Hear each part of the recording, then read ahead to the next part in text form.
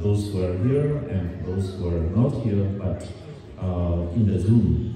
I would like to say thank you to everybody's participation, because these anniversaries of the Marpa and Melarepa is jointly organized by Jangchub Choeling Monastery and Kagyu Buddhist Center from Singapore. So today is the first lunar Tibetan calendar, and the date is 14th, first lunar calendar, and tomorrow will be 15th. So first lunar calendar has a very special significance. First, this day is the anniversary of today is the anniversary of the Melarepa. And Melarepa, who is the founder of the great practice lineage. And also, tomorrow will be the Marpa's anniversary. And Marpa, who is the source of all the Dhanraj Buddhisms of Tibet, especially Father Tantra, Mother Tantra, non-dual Tantras. All these brought from India to Tibet by him. And it's not only for Marpa and Mela anniversary, but this month we also consider as the month of miracles, which means the Buddha Shakyamuni, after he attained enlightenment, while he was in the Sarwa state, from the first lunar month, first day until 15th day, he performed miracles to subdue all the wrong view person and put them into the right view, and that's how countless people, countless beings has planted the seed of enlightenment, and from there the Buddhism has flourished tremendously in India at that time. Until today, the Buddhism has been spread all over the world. So that miracle month is what we are having this time. And it's also another significance is mainly a Tibetan and as well as many Himalayan peoples, especially Sherpa and others. We celebrate New Year's, Tibetan New Year's, from the 1st to the 3rd as a main New Year event, but most of us, we also consider 1st to the 15th is still within the period of New Year. So I would like to say Happy New Year's to all of you, because tomorrow is the last day of the Tibetan New Year's. So therefore,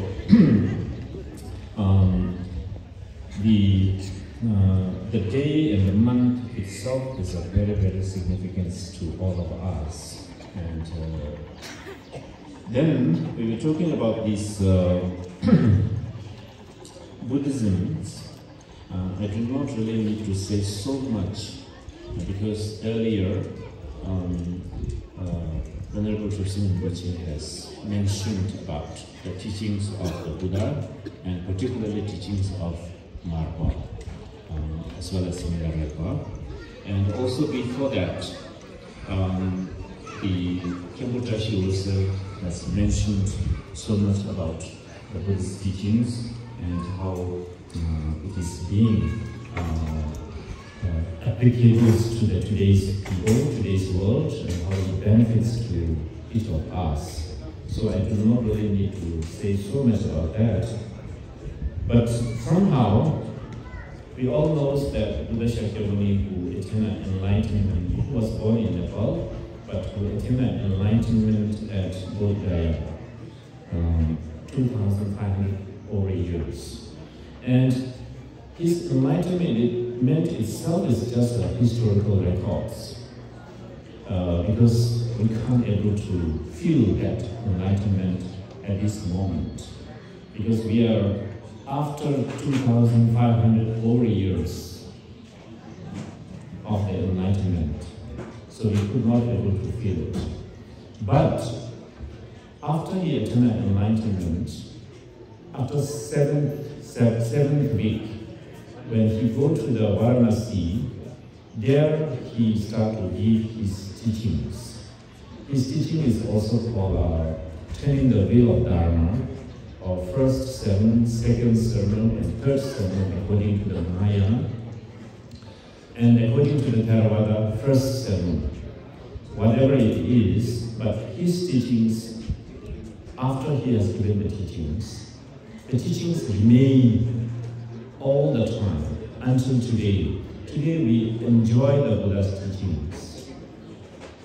Every one of us, his teaching is like a medicines, and the medicines to overcome our sufferings. So that is how effective and how beneficial for today's this degeneration time. So that's why Buddha's teaching is very, very, Buddha's main purpose of appearing in this world is for his teachings. Because the teaching is the only one until today we still can grade, we still can practice, we still can realize, we still can enlighten. So that's why his teaching is the most important part of his deeds. Okay, so based on his teachings, there are his teachings that has been not only in India, but it spread to Sri Lanka, Thailand, Nepal, even China, Japan, Korea, and to the Tibet in the early time, and later time it spreads to all over the world. And today everybody in the developed countries also praise to the Buddha's teachings, how it has an impact on each and every person's mind, how to develop the peace and harmonies to the individual and also to the communities. That's why you can find every big companies, every different societies, they are also learning Buddhist meditations, such like the shamatha meditations are non-Buddhists also practice. Even other religions also practice. Muslims and Christianities also try to learn shamatha meditations because that develops a peaceful mind. And peaceful mind is the cause of happiness. So we all want to have a happiness, but we do not get happiness because we do not have a peace of mind. So therefore, the Buddha's teachings are valid to each and every individual, not only for Buddhists. So Buddha's teaching is the way of life, how to live good life, how to live peaceful and harmony life, and how to develop happy and developed physically and mentally for the betterment of every society, every country, and overall all over the world. So therefore, these teachings has been brought to Tibet in the early time to the Tibet by Guru Rinpoche and Shankaracharya from Indian masters, and then Tibetan kings support that and it spread the Dharma in Tibet. And the later part, then it was brought by numbers of Tibetan masters who went to India to study Buddhism, and then the Buddhism has brought into Tibet and flourished again. So this list of the Tibetan master, Marpa Lotsawa is very, very well known. Of course, before Marpa, there are quite a number of Lotsawas, who Lotsawa means the two language mastered. In Sanskrit, it means Lochana. Lochana means illuminator, or to make people see, or just giving eyes, you know. Because without without translations of the teachings, the other person can't able to see the teachings and understand the teachings. So it is like a blind.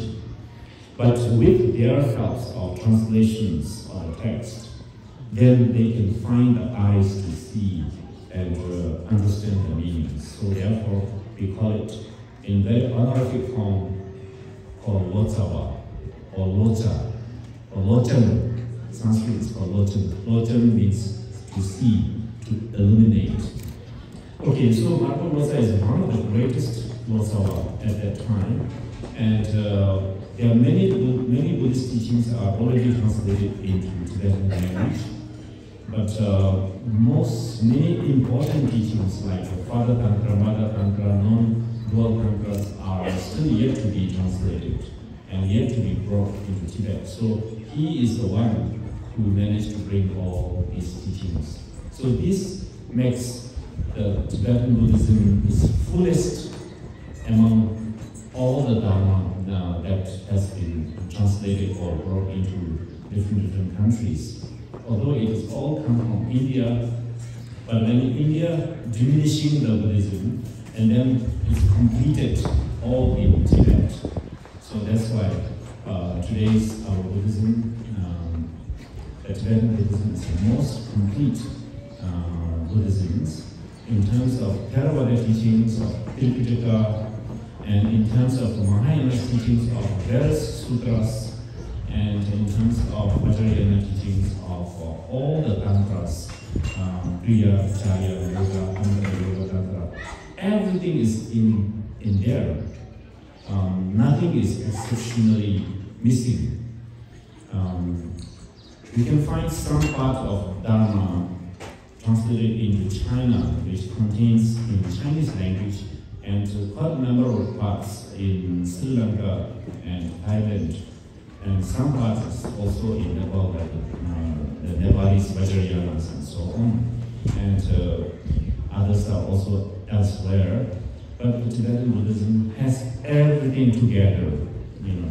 And not only everything together, there are practitioners who practice, and continuity is also there, which means we call it the teachings are alive, you know. Not the dead, it's alive. Yeah, so this is due to the great masters of Tibetan, Indian and Tibetan masters. In terms of Indian masters, Ilopa, Naropa, especially in the Naro, and the Maitri, whom that Marpa Lotsawa has received enormous teachings. And Marpa Lotsawa mentioned that he has 100 over gurus during his time, and he has gone through every different corners to find a guru, and therefore he has almost like 108 gurus. And among them, the most prominent guru is the Marpa and Naropa and Maitripa, because Naropa he received most of the Mother Tantra's teachings, like Chakrasambhara, Vajra, and four asana, all Chatu asana teachings, as what Krishna just mentioned just now. All these things he received. And from Maitripa, he received the Mahamudra meditations, which is a very well-known meditations that is that has a tantric versions of Mahamudra and sutra versions of Mahamudra. But all these Mahamudra meditations that he received from his guru Maitripa. And he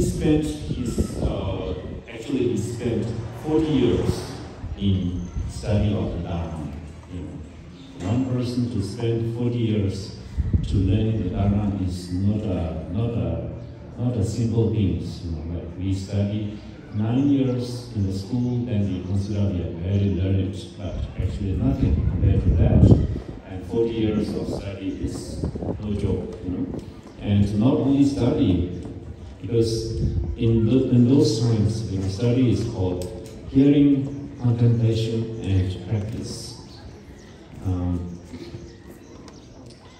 so therefore, it's altogether takes quite a long time to complete their studies. And so that's why 3 times he came to India and spent 16 years and 7 months with the Naropa alone, and then the rest of the times he has seen different masters at that time.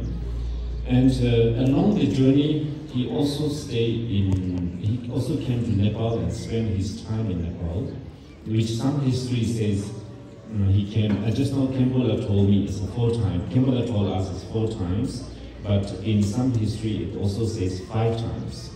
The 5 times is because he came to India and then came back to Nepal, about to go to Tibet, but he couldn't able to go. Then he go back to India, and after that he come back to Nepal. So all together it's 5 times that he came to Nepal.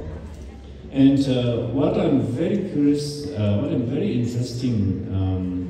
interested about Marpa and Nepal's some kind of relation and connections, because Marpa's first teachings he received from Pangtingpa.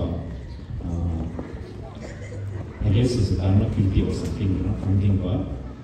And the Pangting means today's language, we call it Parping. So the Pangtingpa is the guru from Parping. He received the teachings of the Naropa's important teachings. And then from there, Marpa, the Pangtingpa told him, you must go in India and see his guru, that is a Naropa. So from there, Marpa has learned the basic Tantra, the Father Tantra, Mother Tantra from the Pangtingpa, and he go back. And after he come back from India several times, now he's not just disciples of the Pangting, he becomes a guru of the Pangtingpa also. And he has given lots of teachings to the Nepalese masters at that time. There's called Chiterpa, Pangtingpa, and quite a number of masters. And can find in today's Nepali history also. So the tantras and the teachings he brought from India, the first he shared these teachings to the Nepal in Kathmandu. You can still find some temples, Ratnakara, which is where Marpa has received his teachings or shared his teachings to Nepali masters at that time. And so therefore, if somebody who are interested to explore and research about the Marpa and the connections of the teachings in today's Nepal's Buddhism, I'm sure there's a lot of connections. I'm sure the Kagyu in Kathmandu or elsewhere, and their teachings are also no different from the Naropa's teachings. Maybe we may have the same lineage of Naropa, and they may also have all the tantras which Tibetan Buddhism has. So therefore, it has a great link, and connections are there, and it is for future generations, like people of you, some learned, some educated peoples, maybe should do some research and explore and find the connections between the Nepalese Buddhism and Tibetan Buddhism. Maybe it is the same source, or maybe connected with the same gurus in that way. Yeah? So, Marpa also mentioned that actually he has learned not only the Buddhism, but he also learned the literature, like Kalapa, which is like literature, Sanskrit, Chandra Vyakarana, Kalapa Vyakarana, also that kind of Vyakarana or grammars. And the language of India at that time, he says, almost hundreds of language, hundreds of different dialects and language he has mastered at that time. And also that kind of He Vajra and Chatur Asana as a main, he has already learned of the 100 over tantras and its commentaries. And also like 4 transmissions of Kagyu. Kagyu means Kashi-gyu, means 4 transmissions. So 4 transmissions as the main, but he also has learned 100 over the hearing transmissions. Hearing transmissions means the Guru who will speak into the person's ear, not in the written. So he also like that, he has learned that.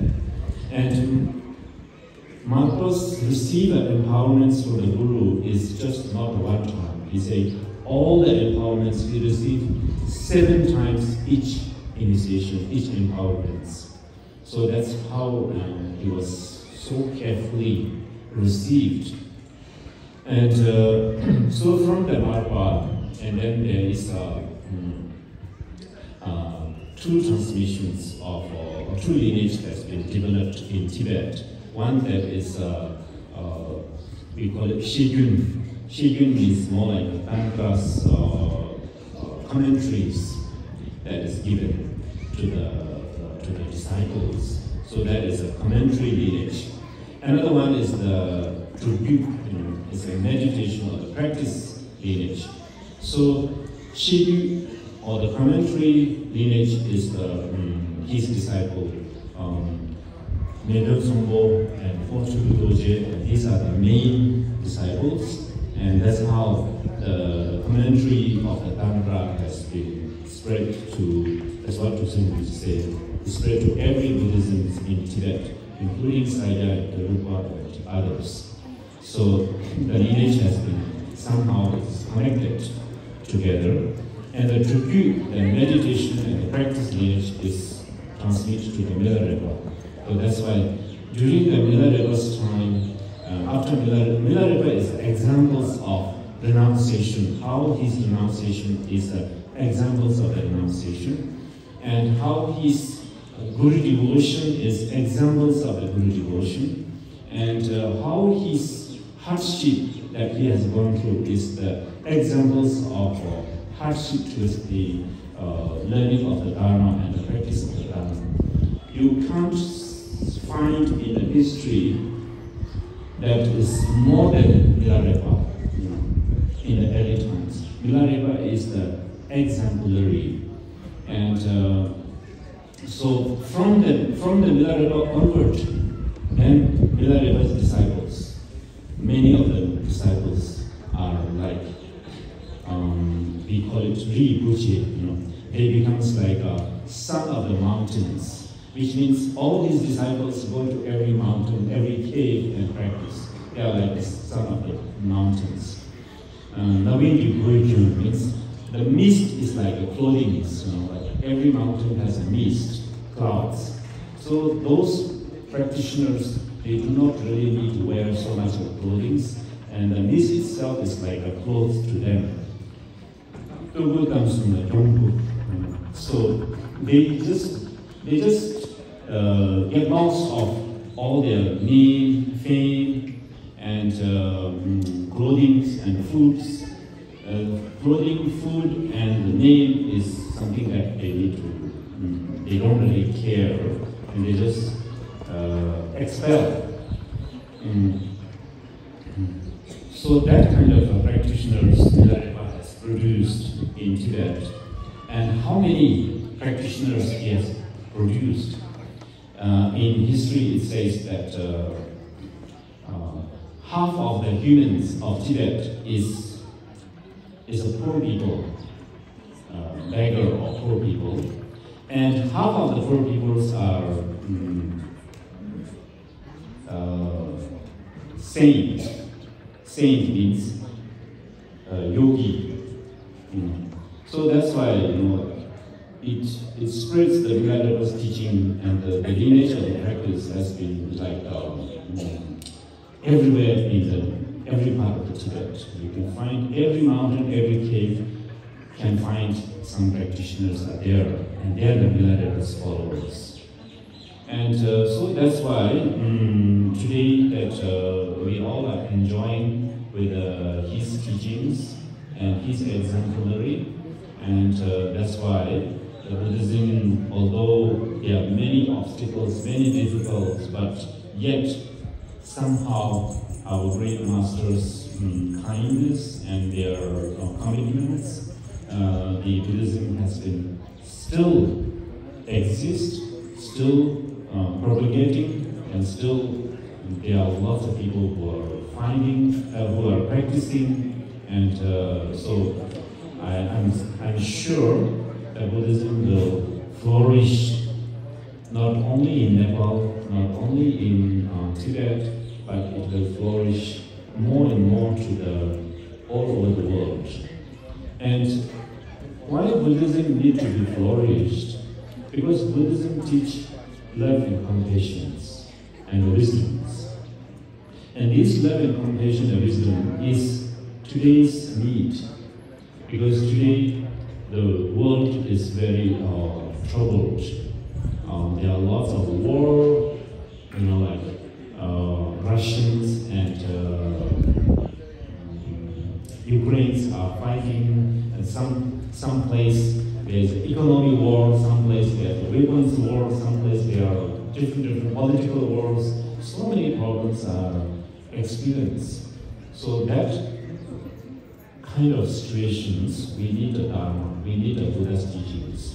Buddha's teachings will only pacify all this kind of trouble and bring some kind of peace of mind. And the peace of mind is the happiness for every living beings. So I wish that Buddha Dharma will spread, and all our great forefathers like Melarepa and Marpa, their transmissions will still preserved, and it will continuously transmit to the fortunate peoples like you and like me, and in the future generations as well. So therefore, with that, we could be able to do some beneficial things to the society, beneficial things to our country, and not only that, beneficial things to the whole world, and world might. We might be able to contribute for the world peace, and we might contribute to the happiness to every mankind or every sentient beings. That's why I want to say thank you very much, and it took quite a long time, because once we come to this stage, we all are some kind of possessed. Even though we want to speak 10 minutes, but it becomes 20, 30 minutes. So I'm really sorry for your time, and also appreciate your patience. Thank you very much.